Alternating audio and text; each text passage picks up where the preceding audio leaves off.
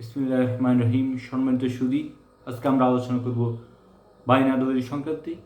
বায়না দলিল কী, বায়না দলিল করার সময় করণীয় কী, এবং বায়নার দলিল রেজিস্ট্রি এবং বায়না দলিল কেউ যদি বায়না সংক্রান্ত দলিল সম্পাদনের পর সত্যগুলো না পালন করে সেক্ষেত্রে করণীয় কী। বায়না দলিল হচ্ছে যখন কেউ কোনো সম্পত্তি ক্রয় করার জন্য প্রাথমিকভাবে সম্পত্তি বিক্রেতার সহিত যে চুক্তিতে আবদ্ধ হন এবং কিছু টাকা পরিশোধ করে যে চুক্তিতে আবদ্ধ হন এবং সম্পত্তিটি ক্রয় করার জন্য যে সময়সীমা এবং জমির মূল্যবান নির্ধারণপূর্বক যে শর্তাবলী আলোকে চুক্তিবদ্ধ হন সেটি হচ্ছে বায়না দলিল। অর্থাৎ এটি সম্পত্তি ক্রয় করার যে প্রাথমিক ধাপের কার্যক্রম। বিভিন্ন কারণে মানুষ বায়না দলিল করে থাকে। কেউ হয়তো একসাথে টাকা দিতে না পারার কারণে, কিংবা জমিটি প্রাথমিকভাবে বুকিং দিয়ে পরবর্তীতে আরও অধিকতর অনুসন্ধান কিংবা নানাবিধ কারণেই বায়না দলিল করে থাকেন। বায়না দলিল করার ক্ষেত্রে করণীয় কী? বায়না দলিল করার ক্ষেত্রে প্রথমত যেটি করণীয় সেটি হচ্ছে বায়না দলিলটি 300 টাকার নন জুডিশিয়াল স্ট্যাম্পে সম্পাদিত করতে হবে।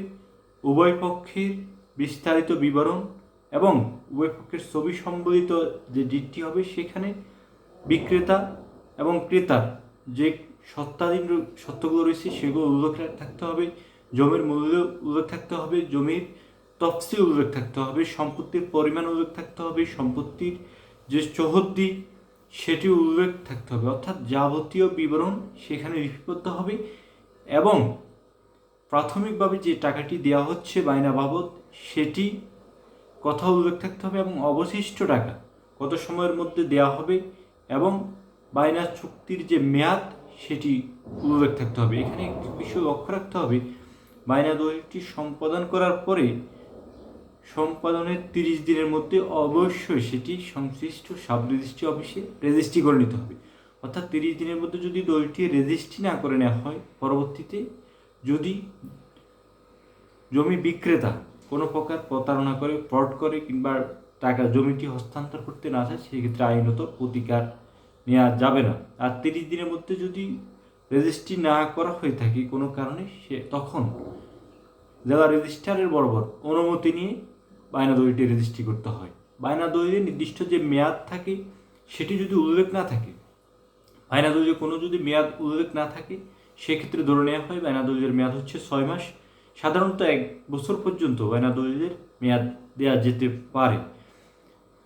বায়না দলিল সম্পাদনের ক্ষেত্রে দলিলের যে বিষয়টি সেটি হচ্ছে বিক্রেতা, অর্থাৎ বায়না দলিলটি বায়না টাকা দেওয়ার পর এবং অবশিষ্ট টাকা দেওয়ার পরও যদি বিক্রেতা জমিটি হস্তান্তর না করতে আগ্রহী হয় কিংবা বেশি দামে অন্যের নিকট বিক্রি করে দিতে চায়, সেক্ষেত্রে বায়না দলিল যে গ্রহীতা তিনি আদালতে মামলা করতে পারবেন, চুক্তি প্রবলের মামলা করতে পারবেন। অর্থাৎ বায়না দলিলের যে টাকা, সম্পত্তির মূল্যটি যে টাকা নির্ধারিত হয়েছে, যে টাকা আপনি অবশিষ্ট যে টাকা বিক্রেতা পাওনা ছিল সেটি পরিশোধ আদালতে জমা দিয়ে আপনি চুক্তিটি কার্যকরের মামলা করতে পারবেন। এই জন্য অবশ্যই বায়না দলিলটি রেজিস্ট্রি হতে হবে। এটি সবচেয়ে বায়না দলিলের ক্ষেত্রে সবচেয়ে গুরুত্বপূর্ণ বিষয়।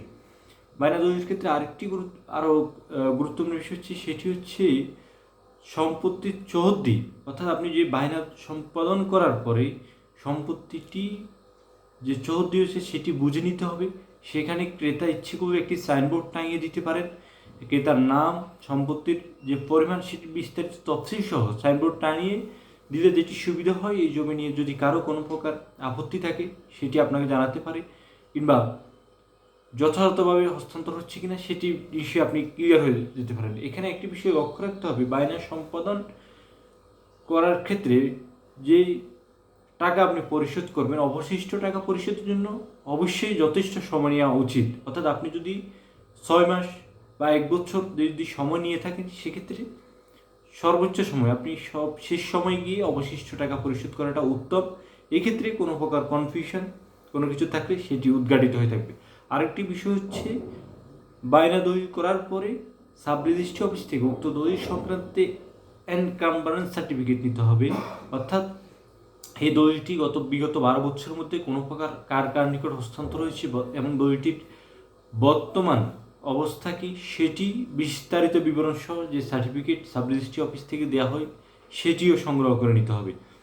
তাহলে তাহলে জমিটি বায়না চলাকালীন, বায়না চুক্তির মধ্যে এই সময়ের মধ্যে তাহলে আপনি অন্য সব দিকগুলো, এই জমি সংক্রান্ত কোনো সমস্যা রয়েছে কিনা, কোনো জটিলতা রয়েছে কিনা সেটি ক্লিয়ার হয়ে গেল। আরেকটি বিষয় হচ্ছে, এই বায়না দলিল যদি ক্রেতা যদি বায়না চুক্তি সম্পাদন করার পরও অবশিষ্ট টাকা না দেন, সেক্ষেত্রে বিক্রেতার করণীয় কী? সেক্ষেত্রে বিক্রেতাকে ওই চুক্তির মেয়াদ পর্যন্ত অপেক্ষা করতে হবে। অপেক্ষা করার পর যদি ক্রেতা ওই জমিটি নিতে না আগ্রহী হন, সেক্ষেত্রে যেটি করতে হবে, বিক্রেতাকে আদালতে মামলা দায়ের করতে হবে। অর্থাৎ তিনি ক্ষতিপূরণের অর্থাৎ এই বায়না চুক্তি সম্পাদনের ফলে সেটি কার্যকর না করার কারণে তিনি যে ক্ষতিগ্রস্ত হয়েছেন, সে কারণে তিনি ক্ষতিপূরণের মামলা করতে পারবেন। এই ক্ষতিপূরণের মামলায় বায়নার যে প্রাথমিকভাবে যে টাকাটি দেওয়া হয়েছে তিনি সেটিও দাবি করতে পারবেন। কোর্ট ইচ্ছে করলে সেই টাকাটিও বিক্রেতাকে মঞ্জুর করতে পারেন। অর্থাৎ বায়না দলিল রেজিস্ট্রেশন প্রক্রিয়াটি খুবই গুরুত্বপূর্ণ এবং বায়না দলিল সম্পাদনের যে খরচ সেটি হচ্ছে নামিক একটা খরচ, আমরা জানি তেমন বেশি না, সেটি হচ্ছে 5 লক্ষ টাকা পর্যন্ত বায়নার যে রেজিস্ট্রি সেখানে 500 টাকা দিতে হয় এবং 50 লক্ষ টাকা পর্যন্ত 1000, 50 লক্ষ টাকার অধিক যদি সম্পত্তির মূল্যমান হয়ে থাকে সেক্ষেত্রে 2000 টাকা, এবং যে হলফনামা রয়েছে 200 টাকার স্ট্যাম্পে হলফনামা দিতে হয়, 300 টাকার স্ট্যাম্পে দলিলটি সম্পাদন করতে হয় এবং আনুষঙ্গিক কিছু খরচ রয়েছে, দলিল লেখকের কিছু খরচ রয়েছে। এগুলো সামগ্রিকভাবে বায়না দলিলে তেমন বেশি খরচ নেই। এই সামান্য খরচের কারণে মানুষ দলিলটি রেজিস্ট্রি না করার কারণে প্রকৃতপক্ষে পরবর্তীতে আইনি প্রতিকার পেয়ে থাকেন না। এখানে ডেভেলপারদের ক্ষেত্রে ডেভেলপাররাই বায়না দলিলের একটি সুবিধা নিয়ে থাকেন, সেটি হচ্ছে যেহেতু বায়না দলিলের সর্বোচ্চ মেয়াদ 1 বছর হয়ে থাকে, সেক্ষেত্রে ডেভেলপারগুলো যেটি করেন সেটি হচ্ছে এই 1 বছরের মধ্যে সংশ্লিষ্ট প্লট কিংবা জমিটি হস্তান্তর না করলে ওই ক্রেতা সুবিধা আদালতে যথাসময়ে যেতে পারেন না। অর্থাৎ ডেভেলপারগণ যেটি করেন, বায়না দলিলের মেয়াদ 5 বছর করে ফেলেন বা একটি অনির্দিষ্ট সময় করে ফেলেন বা কিংবা 1 বছরের মধ্যে করেন না। সেক্ষেত্রে 1 বছর পরে ক্রেতা যদি আদালতে যেতে চান সেক্ষেত্রে একটি বাধা হয়ে দাঁড়ায়। এইটি একটি বিষয় খেয়াল রাখতে হবে, এই যেন ডেভেলপাররা এই সুবিধাটা না নিতে পারে। অন্যদিকে আরেকটি বিষয় হচ্ছে, বায়না দলিল সম্পাদন করার পরে বিক্রেতা যে টার্মস অ্যান্ড কন্ডিশনগুলো রয়েছে সেগুলো যদি কোনো প্রকার ভায়োলেশন করে, তখন ক্রেতা ওই চুক্তি মেয়াদের আগে কোনো মামলা করতে পারবেন না। চুক্তি মেয়াদের শেষ পর্যন্ত অপেক্ষা করতে হবে এবং চুক্তি মেয়াদের শেষেই আপনি আদালতের দ্বারস্থ হতে পারবেন এবং রেজিস্ট্রি দলিল হবে আদালতের দ্বার ক্রেতার জন্য যথেষ্ট মুক্ত রয়েছে। এবং এখানে আরেকটি বিষয় সবসময় মনে রাখতে হবে, সেটি হচ্ছে বায়না রেজিস্ট্রিটি অবশ্যই 30 দিনের মধ্যে করতে হবে। আপনি যেদিন দলিল সম্পাদন করেছেন তার 30 দিনের মধ্যে সেটি রেজিস্ট্রি করে নিতে হবে। ধন্যবাদ সবাইকে।